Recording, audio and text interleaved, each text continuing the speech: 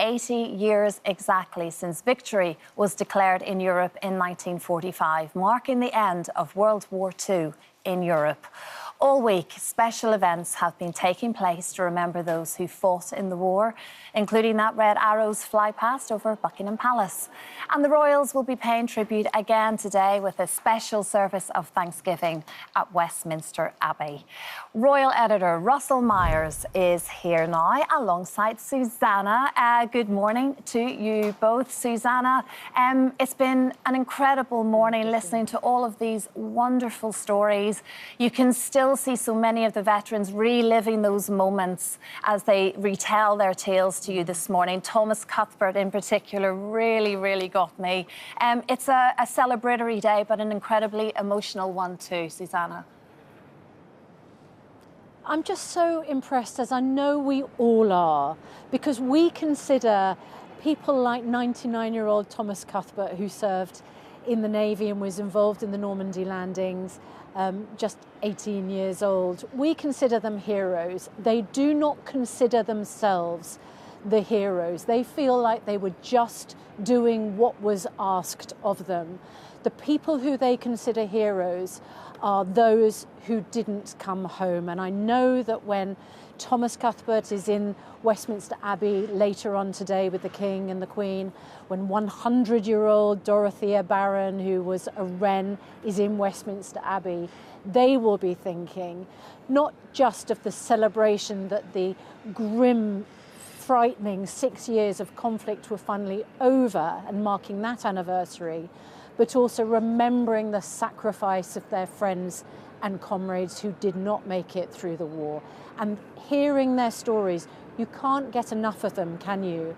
Because we have a diminishing number of veterans who are able to offer us their first-hand witness testimony of what happened during the Second World War. And I think we just need to value every single word of their experience. Absolutely, and so incredibly important to hear all of their stories, Susanna. Lots of celebrations going right through the night. Russell, what is on the agenda? Well, today, obviously, we're at Westminster Abbey, where the King and Queen will be leading commemorations at this special remembrance and Thanksgiving service at the Abbey.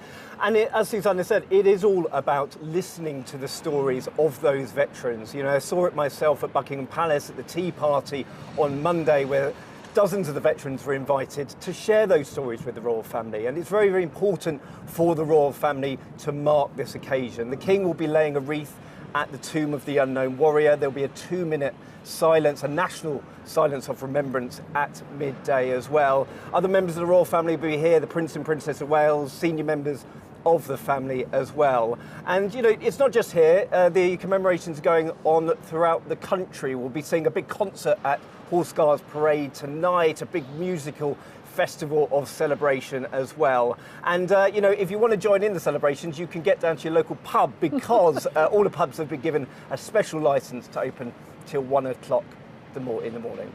Goodness, yes, absolutely. We all have to celebrate if that's the case. Russell, thank you very much indeed. Thank you, Susanna. In just a moment, I'll be talking to 100-year-old Hazel Halter, who worked amongst the top secret codebreakers at Bletchley Park. Hidden in secrecy for so many years, it was a site that played a vital role in the war. Well, one of the people who served there, Hazel Halter, joins me now from her home in Cambridge. Good morning, Hazel. An absolute privilege to have you on the show this morning. Hazel, if you can, just try and explain to us how this job at Bletchley Park came about for you in the first place. Well, I was working at the War Office at the time, and I really wanted to join up. My dad and my brother were both in the army, so I thought I'd join the army, but Dad said no. And then I thought, well, all right, I'll try something else. So I tried for the Wrens. I went for the interview, and they said, oh, they only had vacancies for cooks and stewards. And I thought, OK, I'll do it. So I said yes. And then a week or two later, I found myself with a ticket to Bletchley, and that was the beginning. And what are your memories of Bletchley Park? Obviously, it was shrouded in secrecy. You weren't allowed to discuss it with anyone else. What was it like to actually be in there? It was a very happy place for me. I worked with a group of other girls. We did everything together. There were 6 of us. We never had a bad word. We didn't know what we were doing most of the time, but we got on very well together, and I was always happy when I was at Bletchley. And you weren't allowed to even discuss with each other what your role was, but you all lived together, and like you say, it was actually quite a happy time in many respects, in spite of what was going on outside.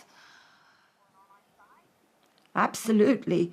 No, we didn't know where we fitted in. We knew what we did every day, which is clerical support of a codebreaker, and we just never discussed it. We just got on with it.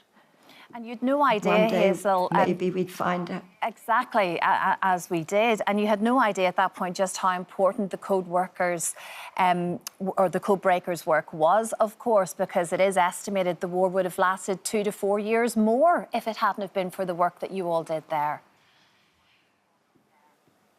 Well, I suppose so, but I mean, we didn't know where it was fitting in the work we did. We just got on with it every day. It was pretty boring, actually. It wasn't interesting, but we all got on with it. We liked each other, so we waited and waited and waited. And one day we thought we'd find out what we'd been doing. So that was the way it was. Humility always, Hazel. At what point did you start to discuss Bletchley Park to friends and to family? I never have done. They've never asked me, and I've never told them. And now it's all out in the open. They never talk about it to me or ask me about it. I mean, I say it was just a job I did, and they don't care. Well, they do, Hazel. We all, in fact, care, particularly today, and which is why we're so pleased you're with us today. What are your memories of VE Day? Oh, my goodness, VE Day. We really didn't know anything about it until halfway through the day. And we was in our little place doing our usual little jobs, and somebody came in and said, "Oh, I think the war is over."